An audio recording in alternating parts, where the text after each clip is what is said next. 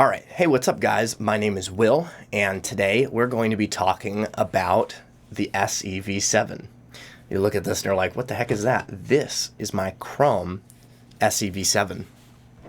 This is a regular silver SEV7, and this is the SEV7 MC1 capsule for Shure Wireless on a ULXD2 handheld transmitter.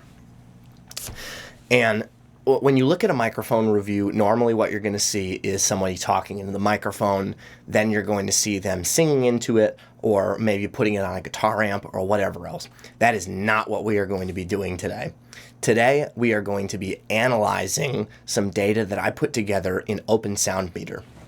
Unfortunately, I was not able to actually get on video the process of me obtaining the data, and that's just because my OBS capture got messed up because I didn't know what the hell I was doing. So hopefully this ends up working out better for this, but I'm going to go ahead and show a different clip of me just going through all of that data. But, you know, for the time being, I'm going to actually show you a little bit of what these microphones can do.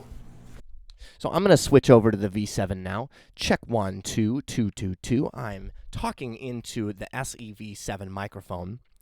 I have a buddy named Nick McPherson. He runs a DJ business, and he really hates it when I talk into the microphone and say the name of the microphone, which in this case is the SEV7 Chrome Edition. Very, very cool.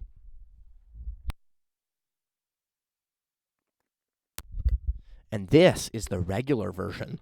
Can you tell any difference? There should not be any kind of noticeable difference, but if there is, put it in the comment section below. You can't hear me speaking into this microphone because I don't have a receiver in here.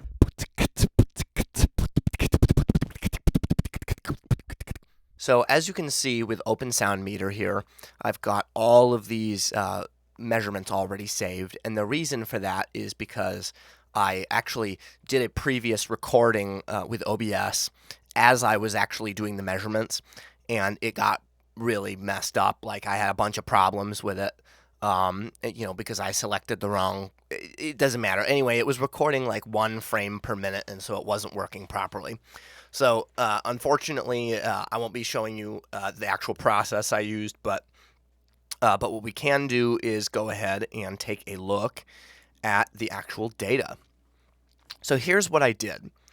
So I put an SEV7 and a Dayton Audio measurement microphone on a stereo bar and pointed it at my Atom T7 or T8V speaker. And this is just the Dayton Audio mic pointed at the speaker. So you can see this is kind of the baseline frequency response of the speaker. So what we're looking at, we're looking at a relatively flat frequency response. It's not perfect, obviously. There are some dips and rises here. And we're looking at a, pretty normal phase curve with our polarity inversion here at the crossover.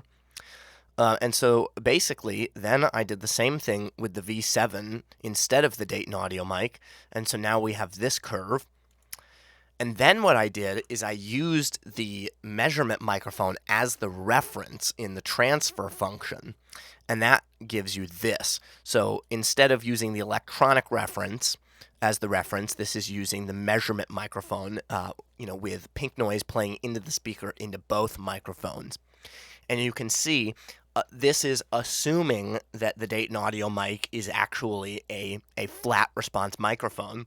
This gives you an overall general idea of what that looks like, right? So you're looking at, obviously, a big roll-off in the bass and a bit of a presence boost at the top, which is what I would expect from a microphone like this. You can also see that we have a relatively flat phase response, although the phase response does follow as you would expect to see with that frequency response. So then what I did is I took the V7 and I turned it 45 degrees to the side. So now it's off axis, and you can see that we're starting to see some reduction, and we are starting to see a little bit of phase shift, although I didn't delay compensate it. So this one is delay compensated, and you can see that even 45 degrees out, we don't get any major phase issues until 16K, where we get a 90-degree inversion here. At 70 degrees, we can start to see a fairly substantial drop off in level, although it does look like there's a polarity inversion here, which is not my favorite thing to see. It is quite unusual how steep that polarity inversion is. And then at 90, we essentially see the same thing as compared to the measurement microphone. But now at 90, we are looking at a huge drop off in SPL. When we go to 120, we're going to see a little bit more. And then at 180, this is a supercardioid microphone, so you would expect to actually see it pop back up a little bit. And in some areas it does, in some areas it doesn't. Although by this point the phase is pretty trash. Although if you look here, it's just 180 degrees out of phase. So then what we did is we directly compared the V7 to another V7, right? So this is just two V7s pointed at the same source right next to each other. So, I mean, you can see that we're working with two microphones that are performing fairly close to one another. I would say that most of this difference could be chalked up to margin of error. As I moved the microphones around a little bit, you could see this SPL and this phase move around. So, we're talking about mics that are within, plus or minus 1.5 dB of each other throughout the frequency spectrum. So then I took one of those and I tilted it 90 degrees. And I think this gives a slightly better idea of the off-axis performance of this microphone. You can see that we're looking at, let's see, around here we're looking at around 0 dB at 250. We're looking at -7.5, -8. In some ranges, we're seeing closer to 12 dB of attenuation. So overall, I would expect there to be less attenuation in the low frequency.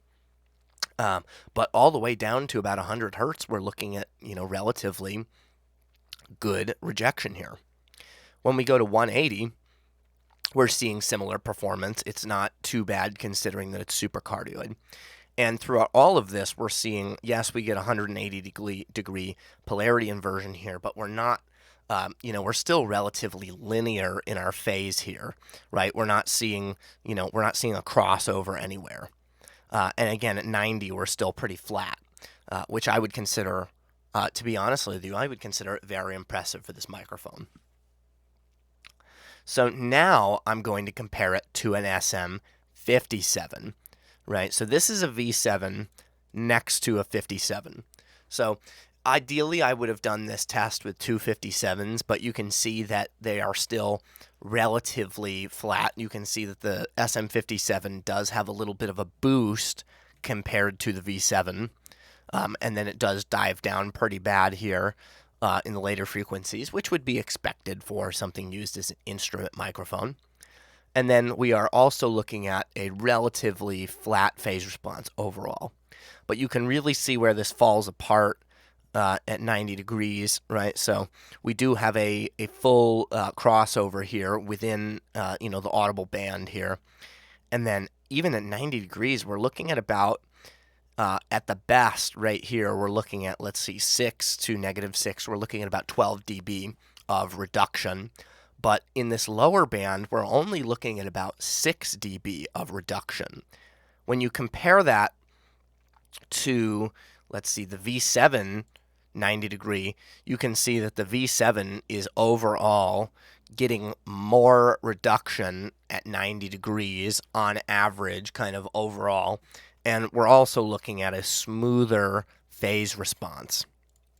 Now, when we go to 90 degrees, to 180 degrees, things just become a complete mess in the phase department. It is just absolutely a banana show here.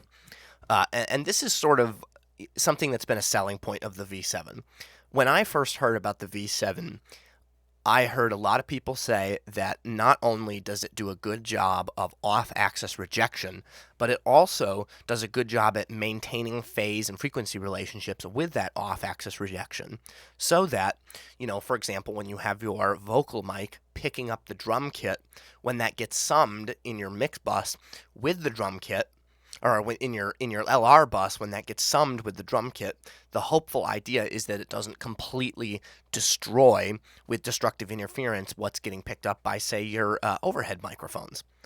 And, judging from what I can see here, it looks like the V7 in general is seeming to do a pretty good job with that. Again, I mean, you have this polarity inversion here where we're 180 degrees, but it's consistent, and that's good.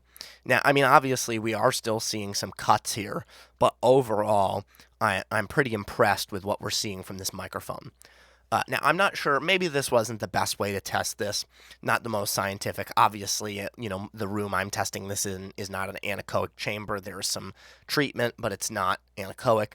So this is by no means a scientifically sound study. I'm not writing a doctoral research paper on this, but nonetheless, I think it's fascinating, and I think it shows just in general, my validation of why I have had such good experience with the V7. Because my subjective personal experience has been that it has been very feedback avoidant. It does not tend to feedback until it's pointed directly at a monitor or until it is at a unrealistically loud volume. So overall, I'm very impressed, and for a microphone that costs $100, I really do think that it outperforms for its price. All right, guys, so overall, this process has been pretty validating because, for a couple of years now, I've been using these V7s, and I've claimed that they offer substantial benefits over, some of their competitors at the same price. And now I feel that this data validates my opinion. Now, at some point, what I'd like to do is try some beta 58s and, some regular 50 SM 58s and just, compare a bunch of different stuff and get a really good baseline with some more actionable, more accurate data. But for the time being, I'm happy with the outcome of this video. And so if you're happy with the outcome of this video, you should hit like and subscribe, and then you should go spend $100 on one of these microphones. I'm also going to leave the OSM file in the description, so if anybody wants to take a look and play around with the data, you are more than welcome to. And as usual, if you have any questions, please leave them in the comment section below. I read all of them. Y'all take it easy.